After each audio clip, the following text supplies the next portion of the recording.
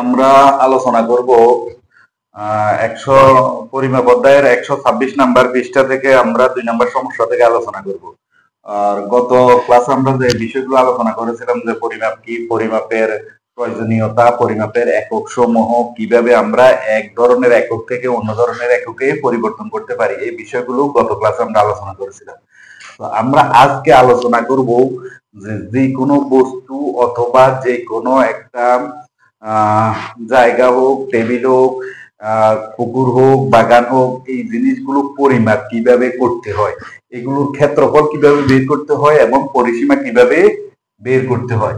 ক্ষেত্রফল পরিসীমা বের করার আগে আমাদেরকে জানতে হবে ক্ষেত্রফল কি, পরিসীমা কি। তোমার ধারণা আছে ক্ষেত্রফল কাকে বলে?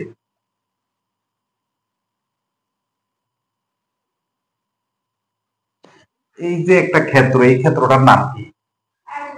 এটা হলো একটা আয়তক্ষেত্র। এইখানে আছে আরেকটা ক্ষেত্র, এই ক্ষেত্রটার নাম কি? বর্গক্ষেত্র। কারণ এই ক্ষেত্রটা দেখে তুমি বুঝতে পারছো যে প্রত্যেকটা বাহু সমান, এই কারণে যে চতুর্ভুজের 4টি বাহু সমান, প্রত্যেকটা বাহু সমান, তাকে বলা হয় বর্গক্ষেত্র। আর যেই চতুর্ভুজের বিপরীত বাহুগুলো সমান তাকে বলা হয় আয়তক্ষেত্র। যদি কোনো জমির, বাগান, কোনো একটা সমতল ভূমির এরকম দৈর্ঘ্য থাকে, প্রস্থ থাকে, বিপরীত বাহুগুলো সমান থাকে, তখন তাকে বলা হবে আয়তক্ষেত্র। আর যখন প্রত্যেকটা বাহু সমান থাকে তখন তাকে বলা হবে বর্গক্ষেত্র। আয়তক্ষেত্রের পরিসীমা কিভাবে বের করতে হয়, বর্গক্ষেত্রের পরিসীমা কিভাবে বের করতে হয়। এখন পরিসীমাটা কি? কোন একটা ক্ষেত্র এর চারদিকের বাহুগুলো অথবা কোন ক্ষেত্রের বাহুগুলোর দূরত্বের সমষ্টিকে বলা হয় পরিসীমা। Very good. যেমন বর্গক্ষেত্রে, যেমন এটা দৈর্ঘ্য ধরো 10 মিটার, 10 মিটার 10 মিটার, আর প্রস্থটা ধরলাম 5 মিটার 5 মিটার। আর এই বর্গক্ষেত্রের 5 মিটার করে ধরলাম প্রত্যেকটা বাহুর দৈর্ঘ্য 5 মিটার, আর এখানে ধরলাম 5 মিটার। এখন যদি তোমাকে প্রশ্ন করা হয় যে এই আয়তক্ষেত্রের পরিসীমা কত, তখন তোমাকে বুঝতে হবে পরিসীমা মানে বলা হয়েছে এই ক্ষেত্রটার চতুর্দিকে যে বাহুগুলো আছে, যে বাহুগুলো দ্বারা ক্ষেত্রটা আবদ্ধ আছে, এই বাহুগুলোর দূরত্বের যোগফলটা হলো পরিসীমা। তোমাকে যদি মুখে মুখে বলা হয় এখানে পরিসীমা কত, এই আয়তক্ষেত্রের পরিসীমা কত, তাহলে তুমি কি বলবা? 10 10 20, 5 5 10 30। এই আয়তক্ষেত্রের পরিসীমা কত? 30 মিটার। আর এই বর্গক্ষেত্রের পরিসীমা কত? Very good. এখানে 20 মিটার। মুখে মুখে তুমি বলতে পারছো, কারণ এখানে অনেক হিসাব করাটা সহজ। কিন্তু আমরা যে পরিসীমা বের করবো, এটা হইতে পারে কোনো বিশাল বাগান, হইতে পারে বিশাল জমি, এরকম। তো এই পরিসীমা এভাবে না বের করে আমরা আরো সহজে বের করতে পারি, এই জন্য আমাদেরকে 2টি সূত্র মনে রাখতে হবে। কয়টি সূত্র? সূত্র 2টি দেখো। আয়তক্ষেত্রের পরিসীমা বের করার সূত্র, আয়ত ক্ষেত্রের পরিসীমা সমান, আমাদেরকে মনে রাখতে হবে যখন আমরা আয়তক্ষেত্রের পরিসীমা বের করতে বলে তখন আয়তক্ষেত্রের পরিসীমা সমান সমান 2 ইন্টু দৈর্ঘ্য যোগ প্রস্থ। 2 ইন্টু দৈর্ঘ্য যোগ, তুমি দেখো এটা হিসাব করে দেখবে যে আবার মানটা আগে যেরকম আমরা 30 মিটার পাইছি, এই আয়তক্ষেত্রের পরিসীমা এখানেও 30 মিটার পাই। 2 ইন্টু দৈর্ঘ্য আছে কত? 10, তারপর প্রস্থ আছে কত? 5 মিটারের মিটার, সমান সমান 2 ইন্টু 10 আর 5 15 মিটার, সমান সমান 15 দুগুণে 30। বুঝতে পারছো? তাহলে তোমাকে মনে রাখতে হবে যে আয়তক্ষেত্রের পরিসীমা বের করার সূত্র হলো 2 ইন্টু দৈর্ঘ্য যোগ প্রস্থ। কারণ যেহেতু এটার বিপরীত বাহুগুলো সমান, এক বাহুর দৈর্ঘ্য আর প্রস্থটা যোগ করে যত হয় তাকে কত দ্বারা গুণ করতে হবে? 2 দ্বারা গুণ করলে কি পাবো আমরা? কিসের পরিসীমা?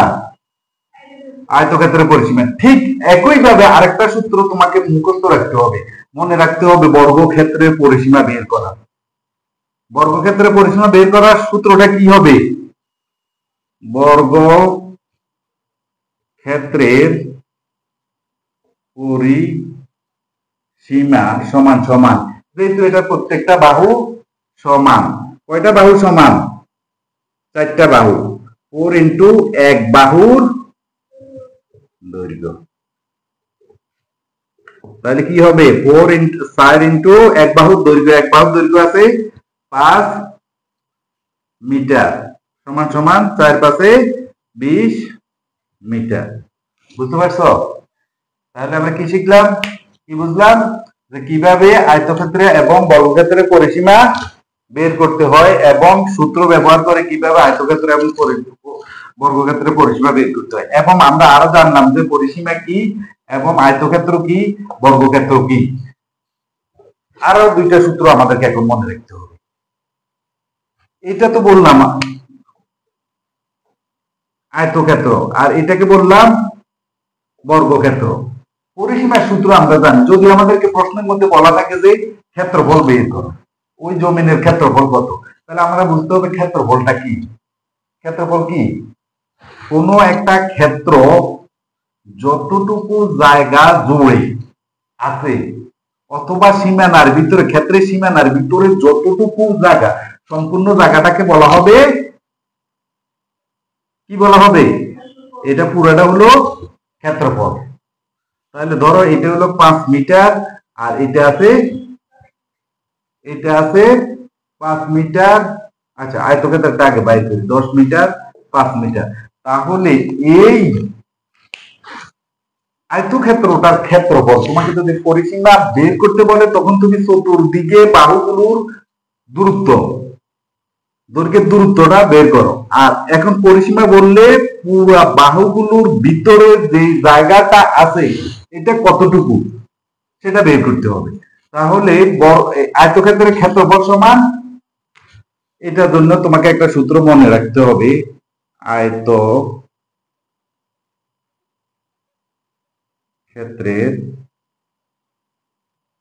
ক্ষেত্রফল সমান সমান দৈর্ঘ্য গুণন প্রস্থ। আয়তক্ষেত্রের ক্ষেত্রফল সমান কি? দৈর্ঘ্য এবং প্রস্থ গুণ করলে আমরা কি পাবো? আয়তক্ষেত্রের ক্ষেত্রফল। দৈর্ঘ্য আছে 10 গুণন প্রস্থ আছে 5। সবসময় আরেকটা জিনিস মনে রাখতে হবে, কি মনে রাখতে হবে? যে এককগুলো দেওয়া থাকবে, যদি মিটার একক দেওয়া থাকে, মিটারে মিটারে গুণ করলে হয়ে যাবে, সেন্টিমিটারে সেন্টিমিটারে গুণ করলে হয়ে যাবে, মিলিমিটার মিলিমিটারে গুণ করলে হয়ে যাবে।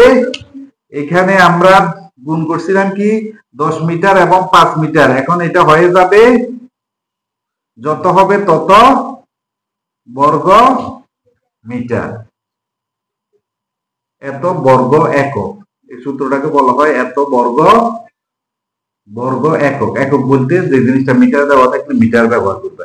5 10 50 বর্গ মিটার।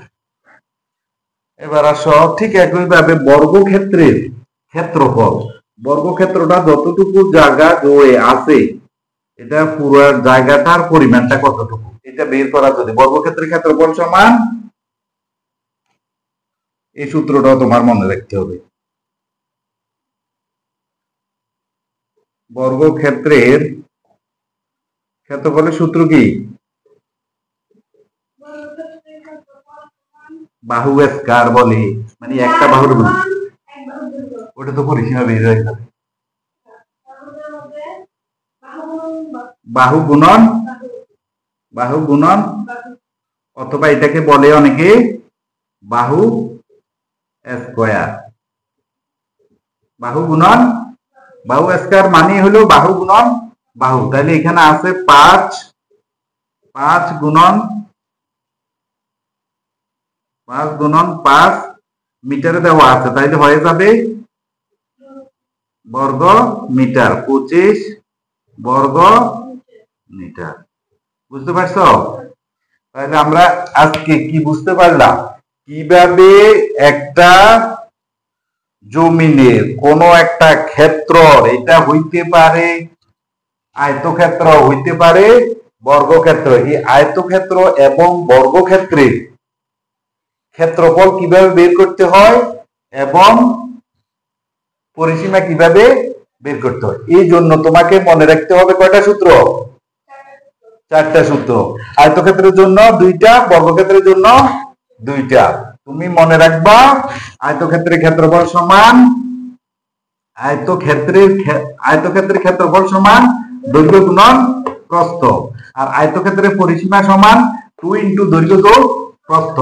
ঠিক একইভাবে বর্গক্ষেত্রের ক্ষেত্রফল সমান সমান বাহু স্কয়ার, আর বর্গক্ষেত্রের পরিসীমা বের করতে হলে পরিসীমা মানে হলে চতুর্দিকে বাহুগুলোর দূরত্ব। বর্গক্ষেত্রের পরিসীমা সমান সমান কি লিখবা? 4 ইনটু এক বাহুর দৈর্ঘ্য, 4 ইনটু এক বাহুর দৈর্ঘ্য।